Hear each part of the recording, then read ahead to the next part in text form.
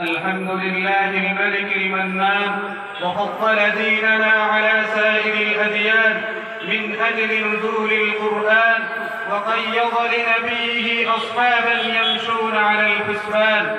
والصلاة والسلام على المبعوث إلى ثقلين الإنس والجان، وعلى آله وأصحابه أصحاب العهد والشفع والعرفان. أعوذ بالله من الشيطان الرجيم. بسم الله الرحمن الرحيم.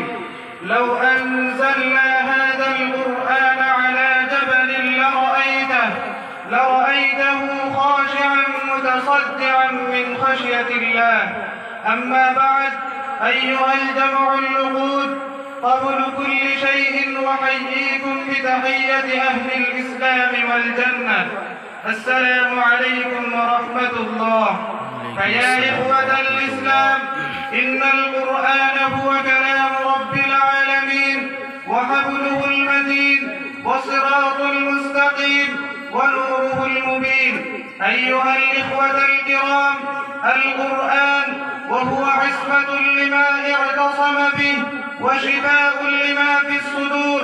فيا إخوة الإسلام، من قال به صدقة، ومن عمل به أجر، ومن حكم به عدل، ومن دعا إليه هدي إلى صراط مستقيم. أيها المستمعون، أتعلمون من هو خيار هذه الأمة؟ اسمعوا إلى الحديث الذي رواه البخاري عن عثمان رضي الله تعالى عنه عن النبي صلى الله عليه وسلم قال: خيركم من تعلم القرآن وعلمه. ومن فضائل قراءة القرآن أن قارئه له بكل حرف 10 حسنات.